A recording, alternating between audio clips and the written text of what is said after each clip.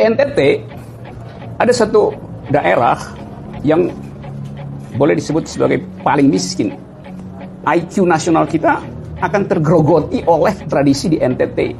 Kalau tidak tahu apa-apa soal tradisi tersebut, mending jangan banyak bacot. Di sosmed kami, NTT, Maluku, Papua sering sekali dihina daerah miskin. Dan itu kemungkinan besar ajaran dari Anda.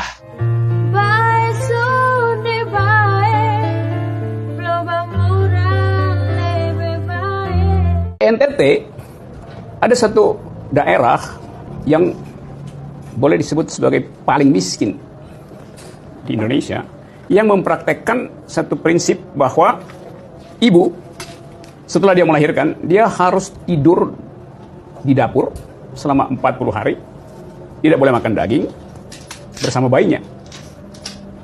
Lalu kita mulai berpikir, kalau wisdom semacam itu tidak dipersoalkan oleh kebijakan publik, maka kita bisa bikin proyeksi cepat-cepat bahwa dalam 1 dekade ke depan IQ nasional kita akan tergerogoti oleh jumlah anak yang kekurangan oksigen, kekurangan zat besi yang disuplai oleh sebuah tradisi di NTT.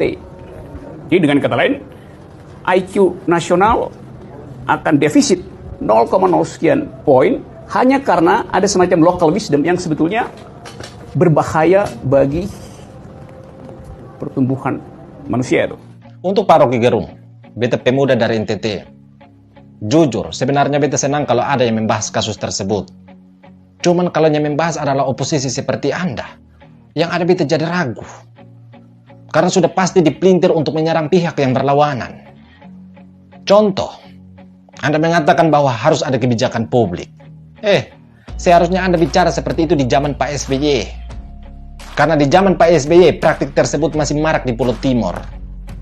Tapi semenjak Pak Jokowi jadi presiden, beliau memperbaiki puskesmas-puskesmas yang ada di pelosok. Beliau membangun akses jalan untuk memudahkan masyarakat di pelosok mendapatkan pelayanan kesehatan. Dan itu efektif. Hal tersebut membuat ibu-ibu di pelosok lebih memilih melahirkan di puskesmas ketimbang di rumah sendiri. Jadi praktik ANSE atau proses memanggang di dapur tersebut sudah hilang di zaman Pak Jokowi ini. Jadi Anda jangan sok mengangkat tradisi yang ada di NTT ini untuk membenturkan dengan pemerintah. Lucunya lagi, Anda mengatakan bahwa ibu yang menjalani masa nifas tidak boleh makan daging bersama bayinya. Sejak kapan bayi baru lahir langsung bisa makan, makanya dilarang makan daging? Atau jangan-jangan ketika Anda lahir langsung makan daging, makanya kelebihan pintar seperti itu? Jadi kalau tidak tahu apa-apa soal tradisi tersebut, mending jangan banyak bacot. Lagian praktik tersebut dilakukan karena perkembangan dunia medis saat itu masih minim. Sama halnya dengan zaman dulu, orang tua kita lahir di tangan seorang dukun beranak. Tapi di zaman sekarang lahir di tangan dokter atau di tangan bidan. Jadi jangan provokasi masyarakat. Karena banyak masyarakat NTT yang tidak terima dengan pernyataan Anda tersebut. Apalagi sampai-sampai bilang IQ anak nasional akan defisit akibat tradisi yang ada di NTT ini. Supaya Anda tahu Pak Rocky Gerung, NTT ini sudah melahirkan putra-putri bangsa yang mengharumkan nama Indonesia. Lalu Anda yang katanya pintar sudah buat apa untuk bangsa ini? Jadi omong itu sadar diri. Daripada Anda pusing pikir tradisi yang sudah hilang di telan berkembangnya iptek, mending Anda pikir bagaimana caranya berantas paham-paham radikal yang saat ini sedang menggerogoti IQ anak nasional. Dan menurut beta, bukan hanya paham radikal saja yang harus diberantas, tapi juga berantas pemahaman dangkal Anda yang suka mendungu-dungukan orang dan suka membodohi anak bangsa untuk merendahkan daerah lain.